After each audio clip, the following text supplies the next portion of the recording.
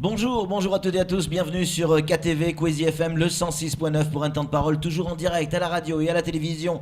Vous en souvenez très certainement, ils sont venus il y a déjà une grosse semaine. On avait Afswati sur ce plateau et Aska, ils sont de retour sur ce plateau. On a également Nathalie Costantini qui est Madame le vice-recteur qui a accepté de rester avec nous. Afswati, bonjour. Bonjour. Aska, bonjour. Bonjour. Alors vous étiez venu la dernière fois pour nous dire que vous prépariez effectivement une réunion, peut-être même qui pourrait déboucher sur une manifestation concernant ces élèves dans le Nord qui en ont assez de cette violence. Vous en êtes où de ce que vous aviez évoqué la dernière fois ? J'ai envoyé un courriel à l'adresse du lycée pour demander une réunion avec le proviseur. Oui. Mais depuis, j'ai toujours pas encore de réponse. Oui. Mais on essaiera, si d'ici là, j'ai toujours pas eu de réponse, le matin, j'irai voir le proviseur pour qu'on fixe une heure de réunion l'après-midi. Oui. Lundi, c'est la rentrée, je crois. Oui. Y a déjà des parents d'élèves qui ont décidé de bloquer, en tout cas on a eu l'information tout à l'heure, de bloquer l'établissement scolaire. Vous êtes au courant de ça ? Oui. Hier, j'ai reçu 2 messages de la part d'un élève et un d'un habitant d'Aqua, comme quoi il y a des parents, ils ont décidé de bloquer l'établissement jusqu'à ce que leurs enfants soient en sécurité, on les sécurise en fait. Oui, parce que la dernière fois, vous nous l'avez dit sur ce plateau, il y a des parents d'élèves qui ne veulent plus envoyer leurs gamins parce qu'ils ont peur. Oui. Madame Costantini, quand on entend ça, on se dit qu'il y a quelque chose qui ne va pas dans notre société. Tout à fait. Les parents d'élèves n'envoient plus les gamins, certains parents d'élèves, n'envoient plus les gamins par peur. Comment on peut contrer ça ?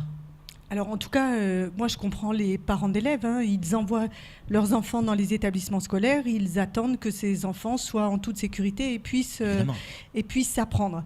Je ne mets la faute sur personne d'autre, mais je veux juste dire que ce qui s'est passé ne s'est pas passé suite à une problématique dans un établissement scolaire. Ce qui s'est passé est quelque chose qui datait de 15 jours en amont. C'est une problématique qui était extérieure, de rivalité entre villages, qui n'a pas été traitée au niveau du village. Et on a attendu que les choses dégénèrent. Et petit à petit, les choses ont dégénéré. Et ça s'est déplacé devant l'établissement scolaire. Mais moi, je prends ma responsabilité par rapport à ça. Il y a eu un début de bagarre. Après, non, il y a eu une intrusion dans l'établissement scolaire. Donc, les jeunes ont raison. Un établissement scolaire, c'est pas un endroit dans lequel on peut rentrer à tout va. Et donc, on a échangé ensemble avant l'émission. Et en effet, l'établissement doit être fermé. Il doit être sécurisé pour faire en sorte que les élèves soient tranquilles pour pouvoir apprendre. Je dois quand même dire, je voudrais avoir juste une première parole pour les parents du jeune qui est actuellement à La Réunion, avec lequel nous sommes qui a été évassané, en contact, qui a été évassané, qui attend, alors peut-être que ça a été fait une opération. Je dis, c'est dramatique. On ne peut pas faire en sorte que les choses persistent comme ça. Mais ce qui s'est passé là, nous, tout seuls, nous n'y arriverons pas. Nous avons mis de la vidéosurveillance. Grâce à ça, nous avons su qui était l'auteur du coup, et l'auteur du coup a été arrêté. Donc je pense qu'on fait notre part des choses. Je continue à dire que si on nous laisse seuls en disant il faut fermer les établissements, on n'y arrivera pas. Il faut aussi que la police municipale soit présente à la sortie des établissements. Il faut aussi que le proviseur soit présent avec son équipe à la sortie des établissements. Il faut qu'il y ait, comme on le fait dans plein d'établissements, des talkie-walkie qui permettent tout de suite, dès qu'il y a une problématique, d'appeler pour être le plus réactif possible.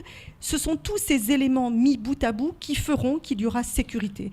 Et juste une petite chose, je voudrais dire aux parents, s'il vous plaît, laissez vos enfants aller dans l'établissement scolaire.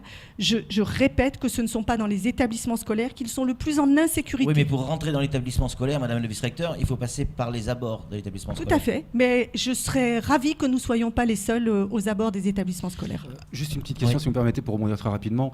Il y a aussi l'aspect communication.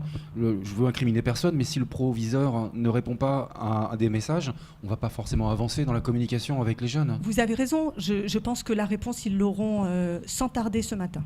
Il y a des chances. C'est pas une pression. Oui, non. Oui, on a les enregistrements. Afswati et Aska, vous avez dit la dernière fois sur ce plateau qu'on voulait, c'est ce que vous avez dit, on veut rencontrer les autorités, on veut rencontrer Madame le vice-recteur, on veut rencontrer le préfet. D'où cette réunion lundi. Aujourd'hui, elle est là. là, en face de vous. Qu'est-ce que vous avez envie de lui dire? Qu'est-ce que vous avez envie de lui demander aujourd'hui? Tout d'abord, on aimerait que vous veniez participer à la réunion lundi matin, après-midi, avec certains élèves et le proviseur et aussi Je serai quelques là. profs. Je serai là, il n'y a pas de souci. On l'espère beaucoup en tout cas. Afsoti, ce moment, la dernière fois, pour revenir sur ce que vous avez dit avec ces parents qui n'amènent pas les gamins à l'école, quand vous l'avez dit, il y avait presque des larmes dans vos yeux, parce que vous étiez, on ne savait pas si c'était de l'émotion ou encore de la peur. Est-ce que vous en avez parlé à Madame le vice-recteur, ça? Non, j'ai pas en parlé, mais vraiment j'ai failli avoir des larmes parce que je suis vraiment inquiète, parce que ce sont comme des frères et sœurs pour moi, et je suis vraiment inquiète pour eux, pour leur avenir. Moi, je suis déjà en BTS, j'ai déjà eu mon bac, mais c'est eux, je veux qu'eux aussi ils aient leur bac, qu'ils puissent continuer comme moi et aller de l'avant aussi. Et j'aimerais pas qu'ils arrêtent d'étudier à cause de la peur. J'aimerais pas ça. Vous avez, vous, des solutions à proposer aujourd'hui? Parce que le vice-rectorat, la préfecture, les forces de l'ordre, peut-être que certains ont des solutions, mais peut-être qu'elles ne sont pas forcément adaptées à ce que vous ressentez dans ces établissements. Est-ce qu'aujourd'hui, vous avez des propositions à faire ou des solutions à amener? Nous, on aimerait renforcer la sécurité au lycée, en dehors du lycée et dans le lycée aussi. Parce que, comme c'est passé vendredi dernier, là, la bagarre n'est pas restée seulement dehors, mais il est aussi rentré dans l'établissement. Et là, franchement, c'est vraiment choquant. Là. Ça fait froid dans le dos, hein, Madame le vice-recteur, quand on entend ça. Et, elle a eu son diplôme, elle pense à ses frères et sœurs maintenant. Oui, mais moi, je trouve que c'est... L'avenir de Mayotte, il est dans ces jeunes. Oui. Il faut qu'on leur fasse confiance. Mais du coup, il faut aussi qu'ils aient confiance dans les adultes. Et donc, ce qu'ils disent, je trouve que c'est très bien. C'est se réunir pour essayer de discuter. Et je trouve que la manière dont ils expriment les choses est très respectueuse et très digne. Et je trouve que...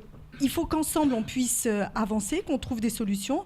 Vous avez raison, mais il faut que chacun puisse se dire non, on ne reculera pas. Il ne faut pas qu'on ait l'impression que c'est quelques individus qui ont été arrêtés. Hein. Donc, que ce sont eux qui ont raison. Non, on est plus fort qu'eux, mais vous avez raison, on ne peut pas rester individu par individu. Il faut qu'on soit collectivement autour d'un même sujet. Il faut que collectivement, les parents, les élèves, le proviseur, le vice-rectorat, l'ensemble de la communauté éducative, on se dise, alors, qu'est-ce qu'on trouve comme solution? Qu'est-ce que chacun fait? La commune aussi, qu'est-ce que chacun fait pour que la sécurité soit assurée? Chacun doit prendre sa part de responsabilité. Vous connaissez l'histoire du petit colibri. Voilà, chacun fait sa part. Samuel Bocher, le rédacteur en chef de France Mayotte Matin, a une question à vous poser. Mais... La police nationale a été novatrice sur le sujet en créant le bureau de prévention et de partenariat. C'est-à-dire de travailler avec tous les acteurs, les élèves, les professeurs, les associations de quartier. Mais ça, c'est la police nationale. Pourquoi est-ce qu'on ne pourrait pas l'envisager avec les polices municipales pour pouvoir travailler et que quand vous avez un problème au lycée, vous puissiez avoir un numéro de téléphone que tout le monde connaît, vous appelez une personne pour détecter le problème. Moi, ça me paraît du bon sens. Mais je pense que les choses se sont faites à certains endroits. Ça s'est fait aussi du côté de Mamoudzou avec la police. Donc, ce sont des pratiques qui sont à mettre en place. Et on n'a pas parlé d'un acteur pour l'instant, ce sont les enseignants. Mais heureusement qu'ils étaient aussi présents pour réconforter leurs élèves, pour faire en sorte qu'ils se calment, qu'il n'y ait pas de panique. Donc, ce que vous dites, c'est possible, justement, ce sont des procédures. Ce sont ces procédures-là qu'il faut mettre en place pour qu'on les systématise, et faire en sorte, du coup, que ça devienne un réflexe et qu'il n'y ait pas de zone d'ombre, qu'il n'y ait pas de moment où les gens se disent « mince, qu'est-ce que je dois faire ?» Non, quand je parlais des talkie-walkies, c'est la même chose. C'est des petites mesures qui ne sont pas compliquées et qui font que la vidéosurveillance ne devient plus que la dernière mesure au cas où il y a un problème. Mais avant cette mesure de vidéosurveillance, il y a d'autres mesures qui sont de la responsabilité des personnes. C'est ce qu'on appelle la sécurité active. Avant la sécurité passive, les caméras ou les choses comme ça, il faut qu'il y ait une sécurité active, que chacun se sente responsable de cette sécurité. Alors, vous l'avez peut-être vu sur les réseaux sociaux, votre dernière déclaration a fait tache d'huile, puisque on a vu que du côté de Dembéni, ça avait réagi, du côté de Tsararano, du côté de Bamana également, et certains évoquent une manifestation, pacifique, géante des étudiants de Mayotte qui veulent la même chose que ces gamins. Est-ce que vous pouvez aller jusqu'à comprendre que les gamins ont besoin de descendre dans la rue pour manifester leur colère ? En tout cas, je comprends tout à fait qu'ils aient besoin de manifester leur colère. Ouais. Le moyen qu'ils utiliseront leur appartient, mais je comprends tout à fait cela et je suis plutôt très contente que chacun justement s'engage par rapport à ça. Nous avons fait un CHSCT spécial que le secrétaire général a conduit sur la sécurité pour justement mettre en évidence tout un tas de mesures qu'il serait nécessaire de mettre en œuvre.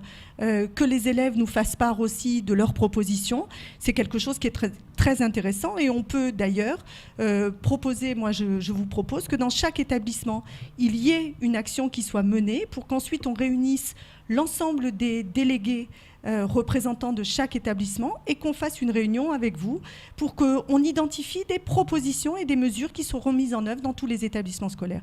Ça, c'est quelque chose, voilà, une proposition que je peux vous faire en direct pour qu'on n'en reste pas qu'à des paroles, mais qu'on soit vraiment dans l'action. Et donc, très bien ce que vous faites. Aska Afsouati, vous souhaitiez que Madame le vice-recteur vienne à cette réunion. Elle l'a dit, elle sera là.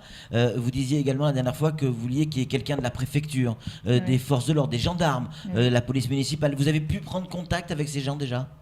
Non. Pas encore ? Pas encore. Mais je me propose de le faire pour vous.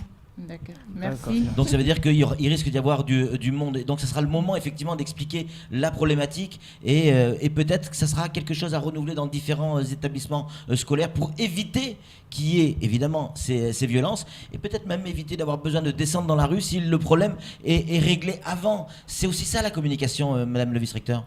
Oui, bien sûr, mais enfin, moi je les trouve très responsables et je trouve que c'est bien que les choses ne soient pas restées juste avec un jeune de plus blessé. Depuis le début de l'année, on a quand même un nombre de jeunes, y compris des EMS. Donc on rappelle ce que c'est ? Des de sécurité. Voilà, des gens de l'équipe mobile de sécurité qui sont là justement pour protéger les élèves et qui montrent bien que vous voyez, même en mettant des personnels, ces gens-là se sont retrouvés mis en difficulté avec des blessures très très graves pour essayer de protéger les élèves. 21 jours d'ITT pour celui de Ouangani. Bien sûr, bien sûr. Et aussi pour les parents qui veulent fermer le lycée lundi de la rentrée, on les conseille d'arrêter pour l'instant, d'attendre que la réunion se fasse et ensuite de voir ce qu'on pourrait faire après. Parce que déjà, il y a les BTS qui vont rater leur inscription lundi et c'est très important. Et il ne faut pas les empêcher. Donc ce que vous dites clairement, vous demandez à vos parents de ne pas fermer l'école lundi, d'attendre la réunion, c'est bien ça, d'attendre la réunion pour voir ce qui va se décider et les engagements qui seront pris. Voilà. C'est bien ça. Une petite question qui à votre rencontre, je dis bien à votre rencontre, Aska. Bonjour Patrick, pourquoi ce t-shirt dans ce temps de parole ? C'est vrai que pour ceux qui écoutent de la radio, un t-shirt avec une Kalachnikov sur le t-shirt, c'est pas forcément le bon moment, si ? Non. Pas penser à ça. C'est l'interdiction. C'est le côté interdit. Oui. Là aussi, juste deux mots pour conclure. La manière de s'habiller à l'école, ça a une importance ? Oui, ce sont des messages qu'on véhicule. Alors, je pense qu'il est très gêné parce qu'il n'a pas fait attention à ça, mais je crois que ça fait partie des choses sur lesquelles on peut travailler. C'est aussi ça, l'éducation, c'est se rendre compte. Je suis sûre que quand il a mis son t-shirt, il n'a pas du tout pensé à mal, mais c'est vrai que quelque part, c'est la valorisation des armes, c'est la reconnaissance de quelque chose pour faire mal, je pense que jamais plus il ne mettra un t-shirt comme ça. Ça sera... Au moins pour venir à la télé. Non, mais même, je pense que pour lui, c'est un beau message aussi. J'ai pas d'arrière-pensée quand je l'ai vu. En tout cas, Afsouati, Aska, Nathalie Costantini, merci beaucoup d'être venue sur ce plateau. Merci d'avoir accepté de poser vos questions à Nathalie Costantini. Merci Madame le vice-recteur d'avoir accepté de répondre et d'entendre ces gamins avant qu'il ne soit trop tard. C'est tout pour ce temps de parole. Tout de suite, la suite de nos programmes.